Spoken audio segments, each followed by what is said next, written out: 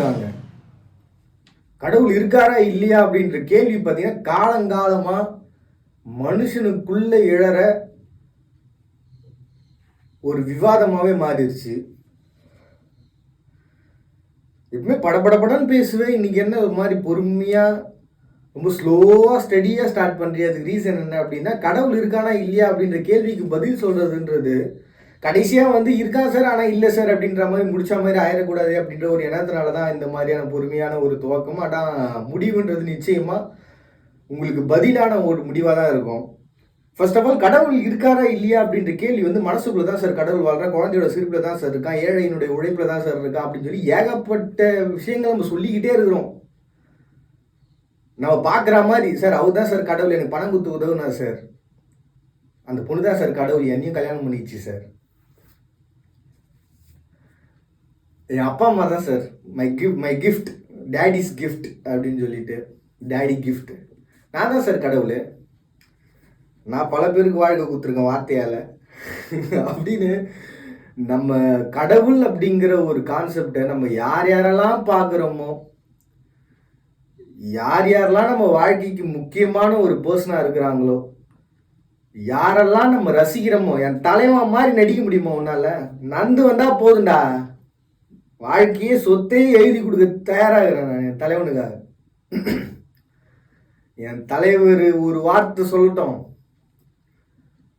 தமிழ்நாடுன்னா இந்தியாவே பிடிச்சி காட்டுறேன் பார்,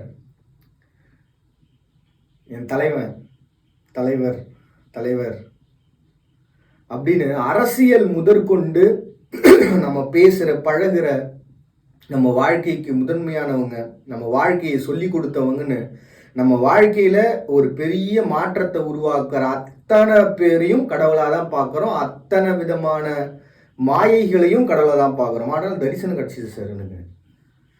சொன்ன நம்ப மாட்டீங்க, அந்த இடத்துக்கு போனேன் நான், மெய் சிரித்துச்சு சார். ஒரு நிமிஷம் இல்லாத ஒன்று இருந்துச்சுன்னா எப்படி இருக்கும்? பார்த்த சில நொடிகள் தான் சார். அதுக்கப்புறம் என் வாழ்க்கையில் நடந்த மாற்றங்கள் என்னால் சொல்லி தெரிய வேணாம், நீங்களே உணர்ந்துருவீங்க, தெரியும்.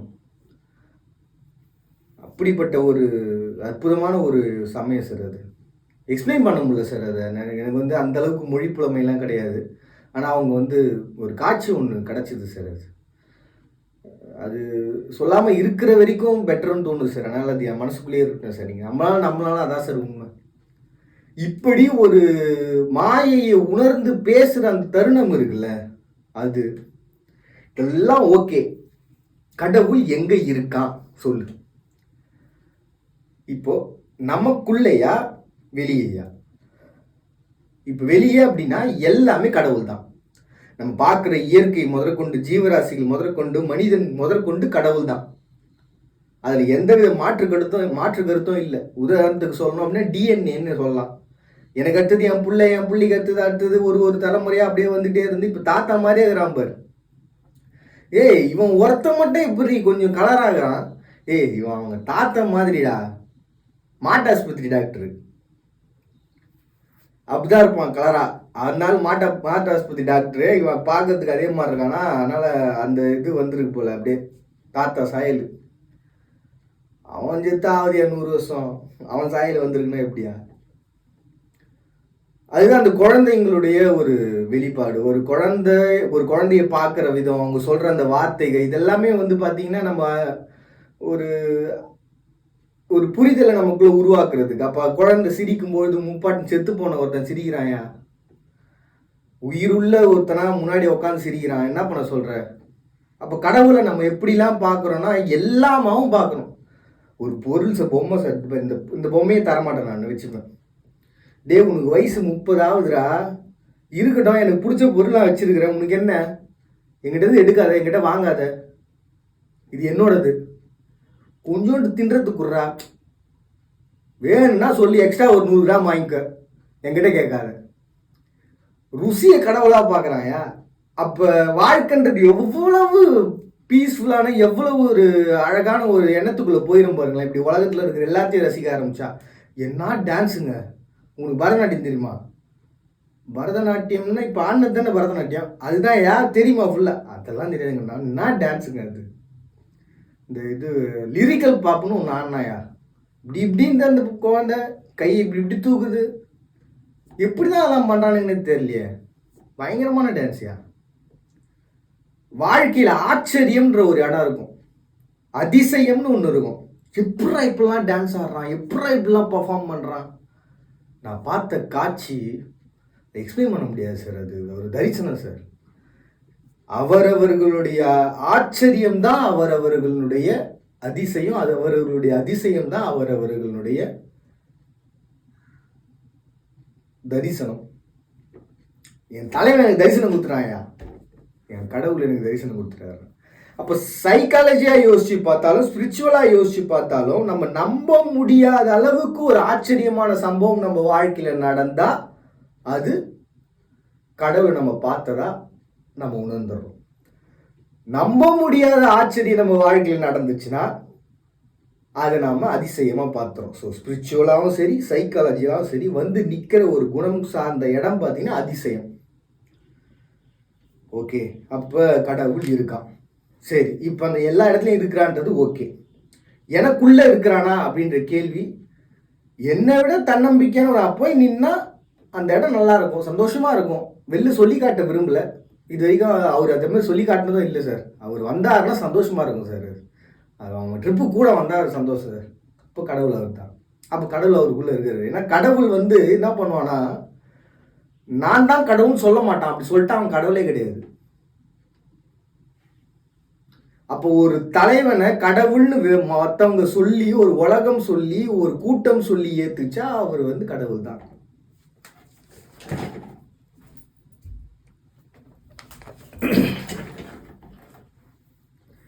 சரி, அப்படியே இப்போ நாட்டு நடப்புன்னு ஒன்று இருக்குல்ல, அதுக்குள்ளே வந்துட்டு அதுக்கப்புறம் அது ஃபினிஷிங்குள்ளே வரலாமான்னு தோணுது. ஒரு பக்கம் பார்த்தீங்கன்னா ஆஸ்திரேலியா, அமெரிக்கா, சீனா, இந்தியா என்ன பண்ணுறாங்க, ஒரு ஒப்பந்தத்தை போடுறாங்க. சின்ன வயசுலாம் சொல்லுவாங்க, நம்ம பார்க்குற நியூஸஸ் உங்களுக்கு தெரியலனாலும் பரவாயில்ல, சும்மா ஒரு நியூஸை பார்த்துட்டு போடா அப்படின்வாங்க.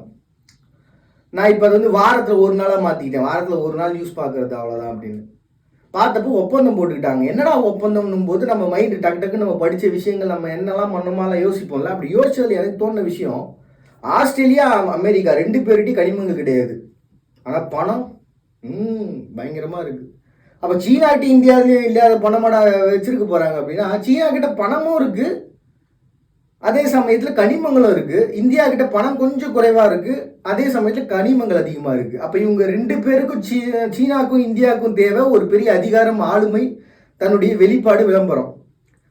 அமெரிக்காவுக்கும் ஆஸ்திரேலியாவுக்கும் தேவைப்பட்டது விளம்பரம் தேவையில்லை, அவங்களுக்கு தேவை கனிமங்கள். அப்போ 2 பேரும் சேர்ந்து கனிமங்களை வாங்கிட்டு இவங்க விளம்பரத்தை வாங்கிக்கிறாங்க. அந்த ஒப்பந்தத்தினுடைய விஷயமே இதுதான். ஆஸ்திரேலியா அமெரிக்கா ஆளுமையை பகிர்ந்துக்கிட்டு, சீனா இந்தியா ஆளுமையை எடுத்துக்கிட்டு கனிமங்களை கொடுத்துருக்கு. அடுத்ததாக பார்த்தீங்கன்னா விஜய் அவர்களுடைய ஆட்சி. ஒரு பக்கம் பார்த்தீங்கன்னா பவன் கல்யாண் அவர்கள் வந்து பேட்டி கொடுக்குறாரு, பொறாமையா இருக்கு அப்படின்னு. அது எவ்வளோ பெரிய பிளஸ்ஸிங் அது. அது எப்படின்னா, இந்த மாதிரி ஒரு 4 பேர் பேசினாங்கன்னா என்ன ஆகிடும், ஒரு ஒரு பெஸ்ட்டான ஒரு பர்சன் போலப்பா ஆட்சி செய்கிறதுக்கு. ஒரு பெரிய பிளெஸ்ஸிங்ஸை கொடுக்குறாங்க அப்படின்ற பட்சத்தில் இந்த மாதிரியான ஒரு பெரிய ஆதரவுன்றது இன்னொரு பக்கம் விஜய் அவர்களுக்கு எழுந்துகிட்டே இருக்கு. ஒரு ஆளுமை அப்படின்றத தாண்டி ஒரு அதிகாரத்துக்கான ஆதரவுன்றது கிடைச்சிக்கிட்டே இருக்கு. இன்னொரு பக்கம் நம்ம பார்த்தோம் அப்படின்னா எதிர்கட்சி தலைவராக இருக்கிறவங்க, இப்போ உதயநிதி ஸ்டாலின் அவங்க, முக ஸ்டாலின் அவங்க இல்லை, அதை தொடர்ந்து இவங்க வந்திருக்காங்க. இவங்க பேசுகிற அந்த பேச்செல்லாம் பார்த்தீங்கன்னா ஒரு முதிர்ந்த அரசியல் தலைவர் பேசுகிற ஒரு பேச்சினுடைய ஒரு வெளிப்பாடாக தான் அது இருக்குது. எப்படிப்பா இவங்க என்ன எதுவுமே பண்ணல, சும்மா பேசுகிறாரு, பேசி பேசி ஆட்சியை கவுத்தவங்க தான் நம்ம. அப்போ இவங்க பேச ஆரம்பிச்சிட்டாங்க, ஒரு முதிர்ந்த அரசியல் தலைவர் போல் பேச ஆரம்பிச்சிட்டாரு. இன்னொரு பக்கம் பார்த்தீங்கன்னா அதிமுகவை சார்ந்தவங்களும் அதே பயிர்க்கடன் சார்ந்த ஒரு கேள்வி எழுப்பியிருக்காங்க. ஒரு தலைவன் கேள்வி எழுப்ப ஆரம்பித்து கூட இருக்கக்கூடியவங்க எல்லாரும் கேள்விகளை எழுப்ப ஆரம்பிச்சிட்டாலே அவன் தலைவன் ஆகிட்டான்னு அர்த்தம். எல்லாரும் கேள்விகளை எழுப்ப ஆரம்பித்து தலைவன் பேசிட்டாலே அது வந்து எப்படி சொல்கிறது, மக்களுடைய மனசை ஒரு தலைவன் பேச ஆரம்பிச்சிட்டான், தலைவன் தான். அப்போ எதிர்கட்சியாக இருக்கக்கூடிய உதயநிதி ஸ்டாலின் அவங்களும் மாஸ்க் காட்டிக்கிட்டு இருக்காங்க. ஏன்னா நீ இப்படியும் பேசுகிற அப்படியும் பேசுகிற என்னதான கதை அப்படின்னா, நான் ஒரு டேரக்டர்ன்றனால இதை பார்த்து ரசிச்சுக்கிட்டு இருக்கேன். ஒரு பக்கம் பார்த்தீங்கன்னா ஹீரோன்னு, ஒரு பக்கம் வில்லன். ஹீரோவுடைய அடுத்த மூவ் பார்த்தீங்கன்னா மேகதாது அன்னைக்கு ஒரு லெட்டர் எழுதி அனுப்புறாரு. ஒருவேளை இதான் முதல் கடிதமாக இருந்துச்சா, சென்ட்ரல் கவர்மெண்ட் கண்டிப்பாக ஒரு பெரிய நடவடிக்கை எடுத்தே ஆகணுன்ற ஒரு சுச்சுவேஷனுக்கு வந்துடும். இத்தனை வருஷம் தமிழகத்தினுடைய ஒரு மதிப்புன்றது திரும்ப பெறப்படும். இன்னொரு பக்கம் பார்த்தீங்கன்னா இந்த ஆதரவு இதெல்லாத்தையும் தாண்டி ஒரு அரசியலினுடைய நடவடிக்கைன்றது எப்படிப்பட்டதா இருக்கு அப்படின்னா, ஒரு கேள்வி எழுப்பி பதில் சொல்கிற இடம் போய் பதில் எழுப்பி கேள்வி உருவாகிற இடமா மாறிடுச்சு. புரிஞ்சுக்கிறதுக்கு கொஞ்சம் சிரமமா இருக்கும். சரி, இது நம்ம வந்து கடவுளை பத்தி பேசிட்டே வந்து நீ என்ன சடனா வந்து இந்த கான்செப்டுக்குள்ள வந்துட்டு அப்படின்னு கேள்வி கேட்டீங்கன்னா, நடத்தை தான் நம்மளுடைய வாழ்வினுடைய அடிப்படை. இப்ப எண்ணுள் அப்படின்ற ஒரு கான்செப்ட், அகம் பிரம்மாஸ்மி அப்படின்ற ஒரு கான்செப்டுக்குள்ள நம்ம வந்துட்டோம் அப்படின்ற பட்சத்துல பார்த்த விஷயங்கள்லாம் கடவுளா இருந்தது போய் நம்மளை பார்க்குறவங்கலாம் நம்மளை கடவுளா பார்ப்பான். நம்ம பார்க்குறவங்களாம் கடவுளா போய் நம்ம பார்க்குற ஜீவராசிகள்லாம் நம்மளை கடவுளா பார்க்கும். ஜீவராசிகள்லாம் கடவுளா பார்க்க போய் இயற்கை கடவுளா பார்க்கும். அது எப்படா பார்க்கும் அப்படின்னா ஸ்பிரிச்சுவலாக அடைஞ்சவங்களுக்கு தெரியும். திடீர்னு பார்த்தீங்கன்னா உடம்புக்குள்ள நம்ம பார்க்குற அந்த பிரதிபலிப்பு தெரியும். ஒரு மரம் அசைதுன்னா மரம் அசைகிற ஃபீல் தெரியும். ஒரு ஜீவராசி நடக்குதுன்னா ஜீவராசி நடக்கிற ஃபீல் தெரியும். அப்போ இயற்கையோட இயற்கையாக கலக்கிறது அப்படின்னா அதான். அப்படி நீங்கள் ஒரு வேளை உங்கள் வாழ்க்கையில் கடந்துட்டீங்க அப்படின்னா இந்த பூமியை தாண்டி வேற ஒரு சக்தி உங்களை இழுக்க பார்க்கும். அப்படி இழுக்கிற அந்த இடம் தான் கடவுள் இருக்கிற இடம். கடவுள் இப்படி தான் அப்படின்னு நம்ம டிஃபைன் பண்ணுறோம் அப்படின்னா நம்மளுடைய சமூகத்துக்கும் நம்மளுடைய நாலேஜுக்கும் நம்மளுடைய சிந்தனைக்குள்ளேயும் என்ன உருவாகி இருக்கோ அதனுடைய பரிணாமத்தினுடைய வளர்ச்சி தான், அதனுடைய கால்குலேஷனில் தான் நம்ம கடவுளை டிஃபைன் பண்ணுவோம். எந்த கடவுளும் நான் தான் கடவுள்னு சொல்ல போகிறதில்லை. அப்போ நம்ம ஒழுக்கமாக இருக்கிறோம், இல்லாட்டி நம்ம வாழ்க்கையில் இயற்கையோட இயற்கையாக கலந்து இருக்கிறோன்ற பட்சத்தில் கடவுள் நம்மோட கலந்து இருப்போம், கடவுள் நம்மளை இழுக்க ஆரம்பிக்கிறான். அவ்வளோதான் விஷயம். அப்போ கடவுள் இருக்கான். மறுபடியும் எல்லாரும் அழகத்திறன் சந்திக்கிறாங்க. அவங்க பண்ணி நீங்கள் பார்த்துட்டு இருக்கீங்க. இந்த நிகழ்ச்சி இன்ட்ரெஸ்ட்